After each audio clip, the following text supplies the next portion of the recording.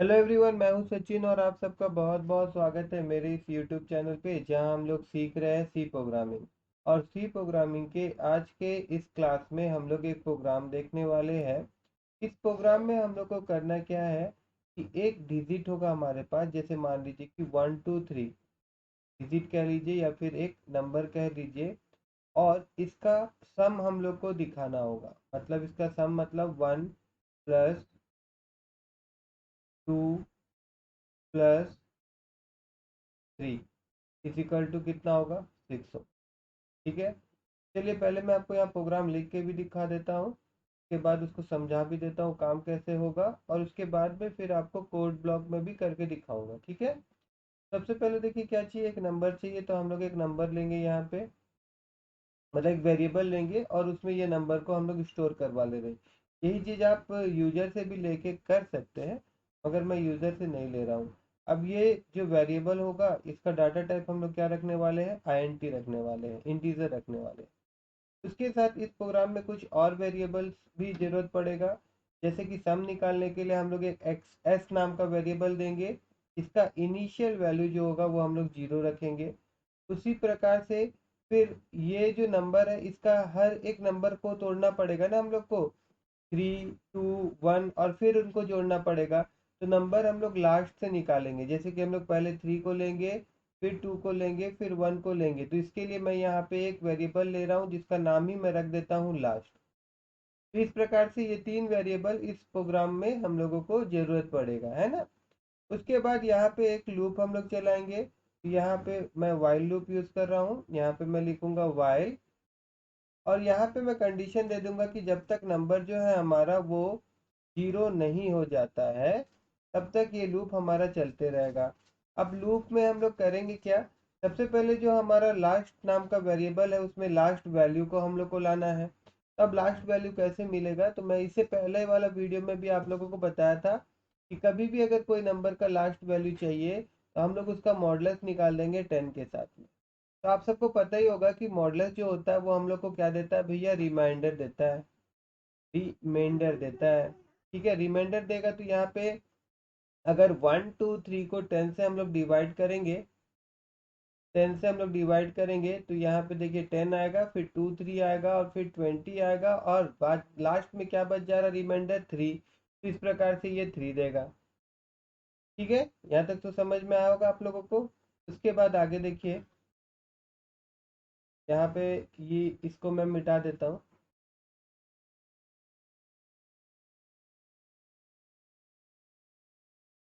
उसके यहाँ पे मैं लिख देता हूँ कि एन मॉडुलस 10, तो लास्ट नंबर मिलेगा। और उसके बाद यहाँ पे जो हमारा वेरिएबल था एस, यहाँ पे हम लोग क्या कर देंगे, S is equal to S plus last कर देंगे। तो अब लास्ट एस का वैल्यू तो 0 था, 0 प्लस लास्ट मतलब जो भी लास्ट वैल्यू मिलेगा, जैसे कि 3, तो 3 हो जाएगा, वो बात की बात है। और उसके बाद फिर यहाँ पे n को भी तो हम लोगों को ऐसा करना होगा कि n का वैल्यू एक टाइम में 0 आ जाए, मतलब बार बार रिपीट होके n का वैल्यू क्या हो जाए, 0 हो जाए, और हमारा ये लूप बंद हो जाए। यहाँ पे हम लोग क्या करेंगे, n is equal to n divided by 10 कर देंगे। अब इसको पर्टिकुलर 10 से ही क्यों डिवाइड किया जा रहा है, देखिए सबसे पहला चीज कि हम लोग क्या किए, हम लोग एक इंटीजर डाटा टाइप लिए थे n। अब हम लोग क्या कर रहे हैं कि n is equal to n divided by 10 कर दे रहे हैं।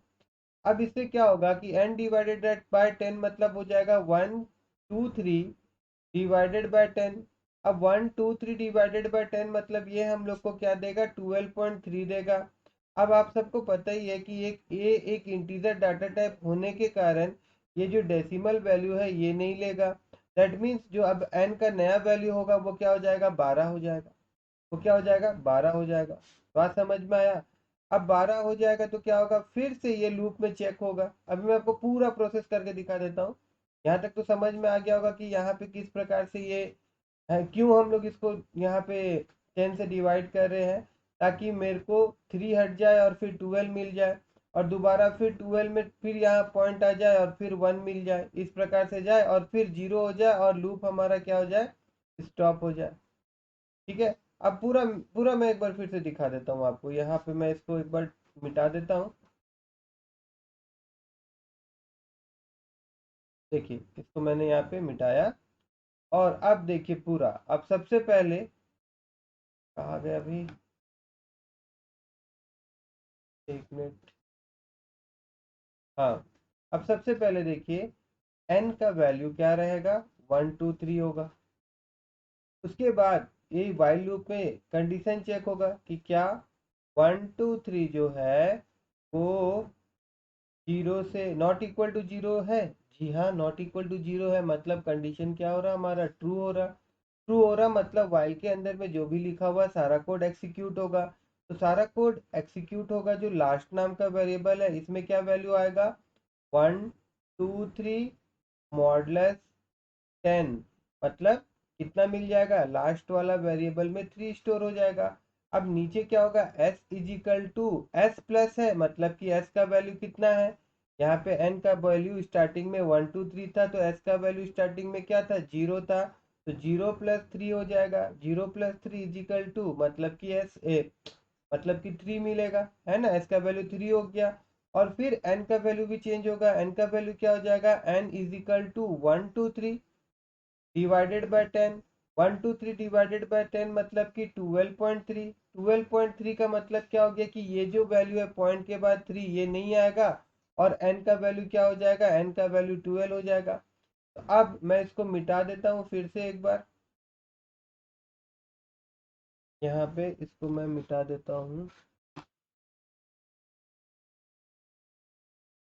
यहाँ पे। तो अब यहाँ पे ये मिटा देता हूँ मैं, और साथ में साथ ये भी मिटा देता हूँ मैं। एक काम करता हूँ ना, पूरा ही मिटा देता हूँ मैं, ठीक है। और फिर देखिए, अब n का वैल्यू क्या हो गया था, 12 हो गया था, और s का वैल्यू क्या हो गया था, 3 हो गया था। अब फिर से यहाँ पे चेक होगा, क्या चेक होगा, यहाँ पे चेक होगा कि क्या 12 जो है वो लेस देन मतलब नॉट इक्वल टू 0 है। जी हाँ, ये भी कंडीशन ट्रू हो रहा है, ये भी ट्रू हो रहा है। तो क्या होगा अंदर में, फिर क्या होगा, LAST लास्ट वाला वेरिएबल में क्या होगा, अभी n का वैल्यू 12 है, तो 12 मॉडलेस 10 होगा।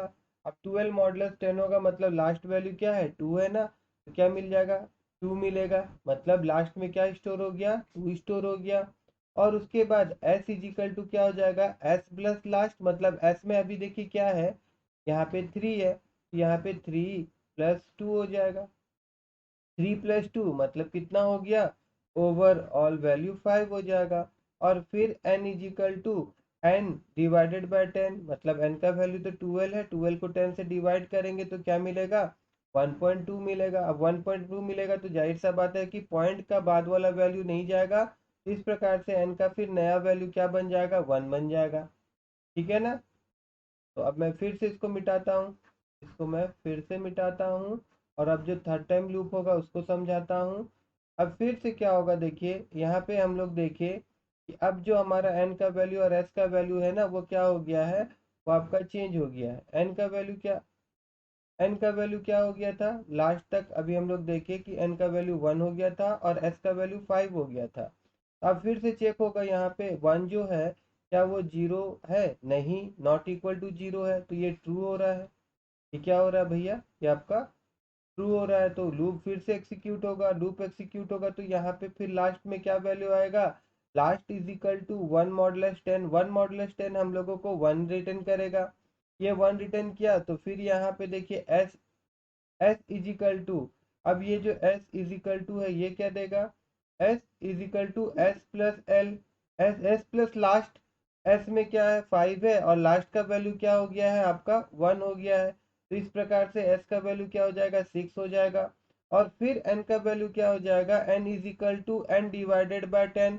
तो भाई एन क्या है, एन का वैल्यू, प्रेजेंट वैल्यू क्या है एन का प्रेजेंट वैल्यू अभी 1 है। तो 1 को अगर हम लोग 10 से डिवाइड करेंगे तो जाहिर सा बात है कि 0 पॉइंट समथिंग कोई भी वैल्यू मिलेगा। अब 0 के बाद जो भी वैल्यू मिल रहा है उससे हम लोग को क्या लेना देना, क्योंकि इससे 0 के बाद जो भी वैल्यू होगा वो होल्ड नहीं करेगा एन, क्योंकि वो एक इंटीजर डाटा टाइप का है। तो क्या होल्ड करेगा, 0 होल्ड करेगा। तो now the value of N क्या हो जाएगा, 0 हो जाएगा। तो अब ये मैं ही मिटाऊंगा, क्योंकि देखिए अब जो हमारा कंडीशन था वो कंडीशन क्या था कि अगर एन का वैल्यू 0 नहीं होगा तभी लूप होगा। तो अब जब यहाँ पे चेक होगा तो एट दैट टाइम क्या होगा, यहाँ पे n का वैल्यू 0 आ जाएगा और ये कंडीशन जो ट्रू हो रहा था ये क्या हो जाएगा, फॉल्स हो जाएगा और हमारा लूप जो होगा वो क्या होगा, स्टॉप हो जाएगा, STOP स्टॉप हो जाएगा। तो गौर करिए जब तक लूप स्टॉप हुआ तब तक s का वैल्यू क्या हो गया था, 6 हो गया था। s का वैल्यू क्या हो जाएगा, 6 और ये n का वैल्यू 0 हो गया, जिसके चलते लूप हमारा स्टॉप हो जाएगा। और अभी यहाँ पे सम देखिए 1 + 2 + 3 इजिकल टू क्या हो रहा है, 6 हो रहा है। तो आई थिंक, मैं सोच रहा हूँ कि आप सबको ये पूरा प्रोग्राम बहुत ही अच्छा तरह से समझ में आया होगा कि किस प्रकार से काम करता है। अब इसी चीज को हम लोग क्या करेंगे, हम लोग कोड ब्लॉक में भी करके देखेंगे। तो यहाँ पे मैं इसको हटा देता हूँ और ये देखिए हम लोग आ गए हैं कोड ब्लॉक में। अब कोड ब्लॉक में आने के बाद यहाँ पे मैं एक वेरिएबल लूंगा, वेरिएबल का नाम यहाँ पे n दूंगा और इसमें मैं वही वैल्यू ले रहा हूँ जिस वैल्यू को लेके मैंने समझाया था 1 2 3। उसके बाद एक वेरिएबल s इजिकल टू 0 जिसमें हम लोग सम करवाएंगे और एक जैसे कि लास्ट वाला वैल्यूज को हम लोग एक के बाद एक डालेंगे, उसके लिए हम लोग लास्ट नाम का वेरिएबल ले रहे हैं। अब यहाँ पे while और उसके बाद यहाँ पे हम लोग लिखेंगे n नॉट इक्वल टू 0, मतलब कि n का वैल्यू अगर 0 नहीं होता है तो लूप हमारा एग्जीक्यूट होते रहेगा और जैसे ही n का वैल्यू 0 हो जाएगा तो लूप हमारा स्टॉप हो जाएगा।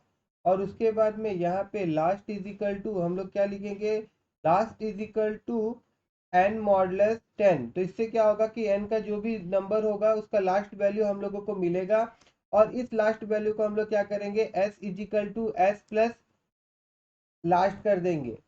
और उसके बाद एकदम लास्ट में अब n का वैल्यू को चेंज करवाना है तो इसलिए यहाँ पे हम लोग क्या करेंगे, n is equal to n divided by 10 कर देंगे, ठीक है। और एकदम लास्ट में अब हम लोग क्या करेंगे, s को हम लोग प्रिंट करवा देंगे। यहाँ पे मैं लिखता हूँ प्रिंट f, उसके बाद ब्रैकेट ओपन क्लोज, उसके बाद यहाँ पे %d एंड देन कॉमा और उसके बाद यहाँ पे हम लोग लिख देंगे s और यहाँ पे भी हम लोग को देना होगा कॉमा, ठीक है। तो चलिए इसको कंपाइल करके देखते हैं क्या इसका सम 1 + 2 + 3 यानी कि 6 दिखा रहा है या नहीं दिखा रहा है। तो अगर हम लोग यहाँ जाए